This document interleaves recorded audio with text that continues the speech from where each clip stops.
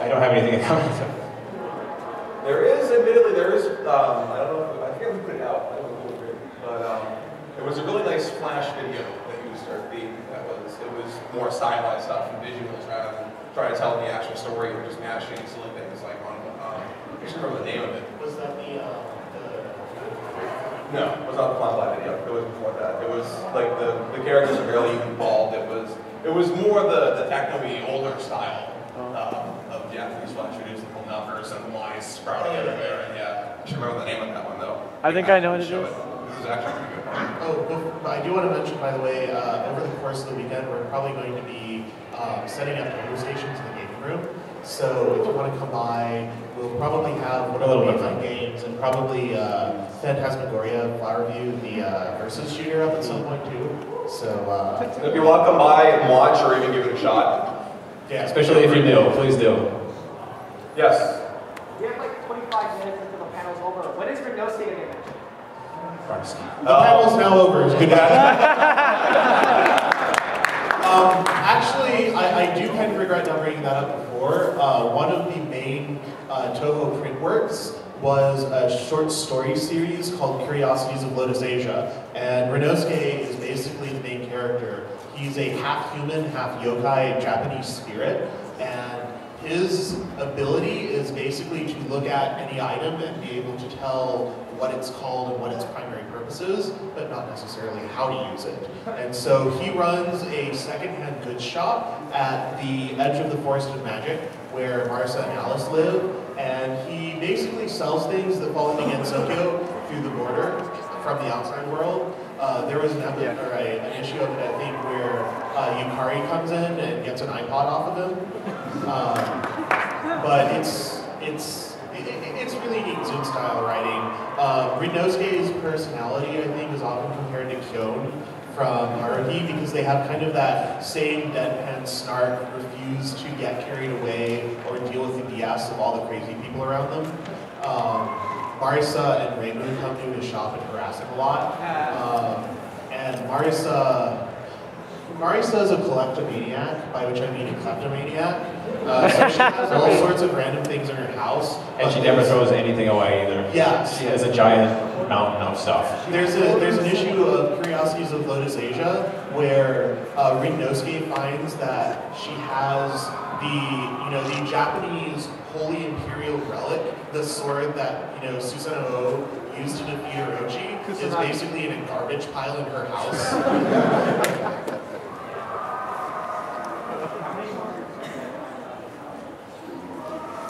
Uncountable. And some of them are probably not ones she collected on purpose, but have just started growing there. Yes, Celtics. So, while we're still sort of on the topic of fan games, what about Conceal the Conclusion? So Conceal the Conclusion is a fan-made shooting game based on an engine called Danmakufu, which is basically, Danmaku style. Danmaku being, curtain fire, bullet hell, medic shooter, whatever you want to call it. Build your own Touhou game. Yeah, pretty much. I haven't played very much of it, so I'm the least qualified person to talk about it here, probably. But it was very, I think it's fair to say it's very well received. Kind of the plot is, kind of grim.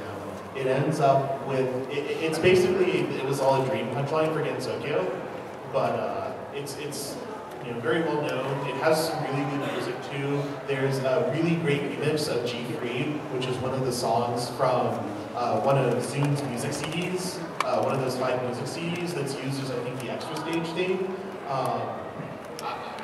I have friends that go on about that remix forever. It's really good. And it's a really good song too. But Before that, for those that do want to, that idea does appeal to them, Danmakufu, which is basically make your own Touhou game, a lot of programming, a lot of that sort of stuff involved. The dedicated community, the more or less dedicated community to that, the most centralized one within the Western Touhou community can be found at Shrine Maiden. It's shrinemaiden.org these days, and there's a board. They are dedicated to Danmakufu creations with a whole lot of people there that are willing to help you out. They're very helpful, they're very knowledgeable if you want to give something like that a shot in programming, that sort of thing interests you. And it's just to be clear, it's not like build the game from scratch. It's basically a scripting language where you say, here's the background, here's the sprites, here's the patterns the bullets are, and so you're kind of scripting how the bullets interact with that stuff. So it's not, you don't have to be like a hardcore programmer to be able to do it. Yes. I'm not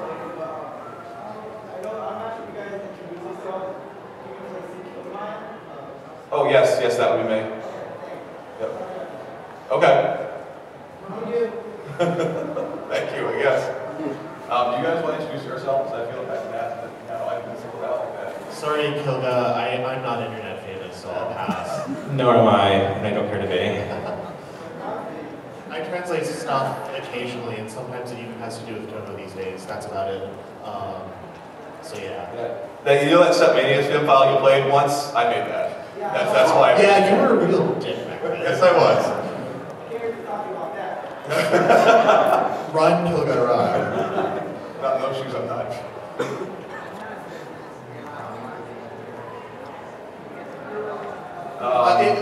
We not here. Well, there's one in the back. Chirno, please stand up. Very much this.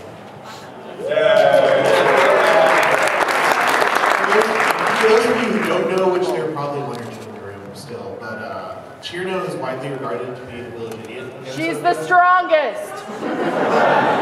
So Phantasmagoria Flower View, in the manual, Zoom basically was numbering parts of the screen and saying, number 1, this is your player, number 2, this is how many lives you have left, and you get all the way to number 9, which is over Chirno, the enemy character, idiot.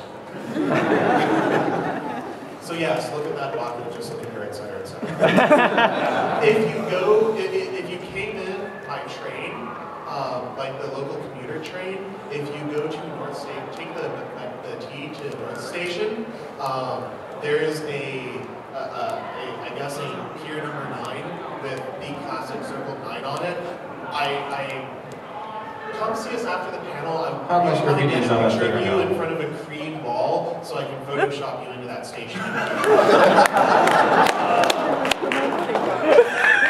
Yes. Of course, we could just go to North I Station. have a Circle 9 hoodie.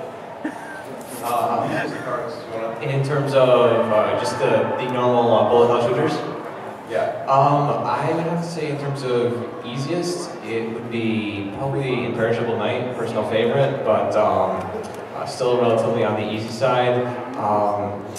Perfect Cherry Blossom as well has a lot of opportunities to get one-ups. It has a lot of opportunities to. There's the supernatural border that pops up when you get enough cherry points, which serves as a means to protect you. The game I've had the most trouble with is probably Subterranean Animalism by a good deal. Yeah. In terms of the window game, in terms of the Windows games, I've 1cc'd or cleared the games with 1 credit with pretty much every shot type and every character. I don't really want to go back and touch Subterranean Animalism and try to beat some of those shot types. It's just that much of a pain in the butt. For the PC98 games, I do want to, give a shout out to Lotus Line Story. Not only because it has really excellent FM music, but also because it tends to be a little forgiving on resources. So you can get a lot of extra lives if you play carefully. So it's probably the easiest 1cc of these traditional shooters on PC98. Also worth mentioning for a couple different styles of difficulty. I think I would personally vote for Undefined Fantastic Objects because there's a good deal of difficult card reading and dodging, but there's also a lot more resource management to be done in Undefined Fantastic Object than there was before, based on the mechanics of the game. And then there's the very unique challenges of Shoot the Bullet and Double Spoiler, which are they're different kind of shooters in that you're playing paparazzi, you're playing Eye, or playing Hakake possibly Double Spoiler, where the first game is called Shoot the Bullet. You have a camera, you are literally shooting the bullets, and that's how you're trying to take pictures of the character shooting the bullets, and you take pictures of them, and that makes the bullets and the pictures go away. And so they tend to be, they're scenes rather than entire stages like you've seen. So they tend to be harder at a pop, but they're also a lot easier to go back and do because each of them takes all of 30 seconds. Yeah. Yes. and then you. I know this is sort of like I don't talk about it, but we're not talking about it. Touhou 1 is, Zoom basically described it as a programming exercise. It's not actually a shooting game. It's just one of his college projects, really. It's rather than a shooter, it's Breakout. Yeah, Breakout, except your platform is Reimu going around and hitting the orbs of the screen. Yeah, Breakout, Arkanoid, whatever you want to It's call slide it. kicking. Yeah. Still Guy on the left with the hat. This just crossed my mind, but why haven't we brought up Aiden yet? Oh, because of my beauty meme. The memes are another thing we tend to. Some of them we enjoy, some of them we don't. Like my personal favorite. But mostly it's the issue that it's easy enough to go and find them, most of them on YouTube. Aiden was a very, very popular one for a long time though. Not in small part because it plays on a 2-channel forum meme. Bye. Go look that up on your own, kids. But it's another one of those, it's fairly easily accessed once you start getting into the fandom. So Yeah, the memes themselves are really easy to find. It's getting into the fandom that's more important, I think.